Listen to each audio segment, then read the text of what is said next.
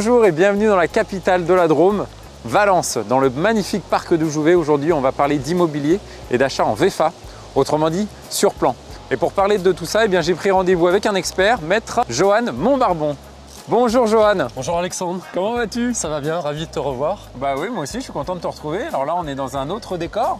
La dernière fois, on s'était retrouvé pas très loin d'ici, mais sur un... À 2 pas. Ouais, sur quelque chose d'un peu plus urbanisé. En tout cas, là, on est en plein milieu de la nature. Ouais, ça va être sympa. Bon, aujourd'hui, on va parler d'immobilier et d'achat en VFA. Qu'est-ce que cela signifie? Ça veut dire vente en l'état futur d'achèvement. D'accord. Ça veut dire que tu achètes quelque chose qui n'existe pas encore. Ok, faut avoir confiance. Il faut avoir confiance. Et c'est tout le principe de cette vente.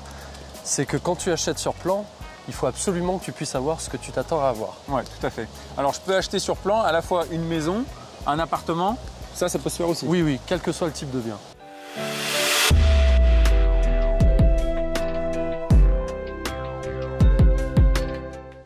Alors, est-ce que, selon toi, c'est pas quand même risqué d'acheter quelque chose comme ça sur plan?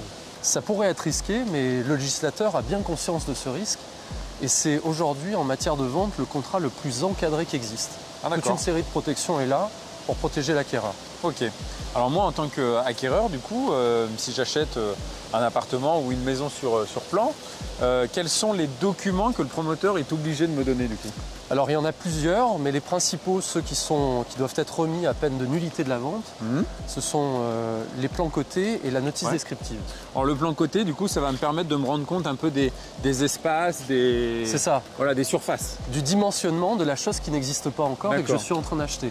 Et puis par rapport aux matériaux, donc du coup, il y a une notice qui va venir répertorier tous les matériaux qui sont utilisés, c'est ça, pour construire mon appartement? Oui, c'est ça. Et cette notice est réglementée. C'est une notice qui est normée. D'accord. Elle doit être détaillée. Ok. Les matériaux qui sont indiqués dans cette notice doivent être respectés au moment de la réalisation de l'ouvrage. Ok. Et si à un moment donné, il y a une pénurie de matériaux, je peux le remplacer, le promoteur peut le remplacer, mais il doit le changer par un matériau d'égale qualité ou qualité supérieure, jamais en dessous. Ok. Tout ça, c'est pour assurer finalement que ce qu'on m'a promis de me vendre sera bien réalisé. Ouais, effectivement.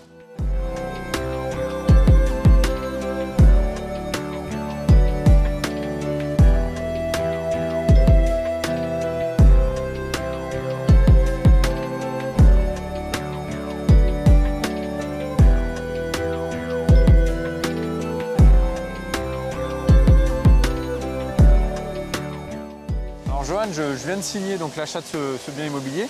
Est-ce que je suis obligé de tout payer tout de suite?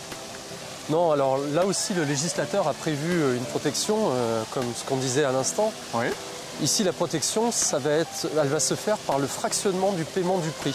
D'accord. Le prix va être échelonné en fonction de l'avancement des travaux. Tu as 35% aux fondations, 70% à la mise hors d'eau et 95% à l'achèvement.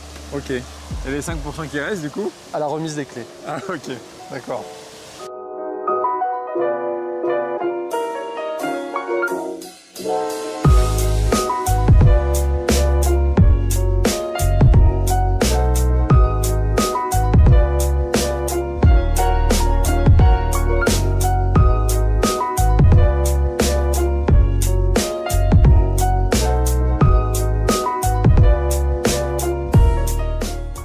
Alors Johan, comment ça se passe si le promoteur ne va pas au bout des travaux, alors que moi j'ai quand même tout payé? Là aussi, le législateur a prévu une protection, puisque dans le secteur de l'habitation, pour protéger l'acquéreur, il est prévu obligatoirement une garantie financière d'achèvement. D'accord. La garantie financière d'achèvement, c'est un cautionnement bancaire, finalement. Et la banque, si le promoteur fait faillite ou s'il part avec la valise, et ben la banque, elle paye les artisans et on va jusqu'au bout de l'achèvement du bien promis. Ok, donc du coup, quoi qu'il arrive, moi j'aurai quand même ma maison ou mon appartement à la fin. Oui, de manière certaine.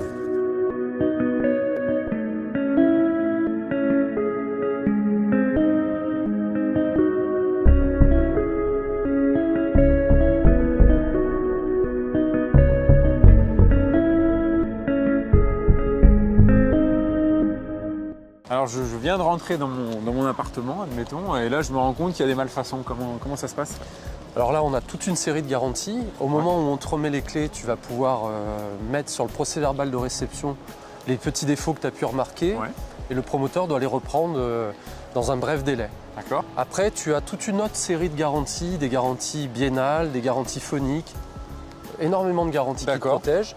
Et la garantie principale, celle dont on entend parler de temps en temps, c'est la garantie décennale, une garantie de 10 ans, qui elle couvre tous les vices, y compris cachés, qui affecteraient la structure du bâtiment ou qui, sans affecter la structure du bâtiment, le rendrait impropre à son usage. D'accord, ok, très bien.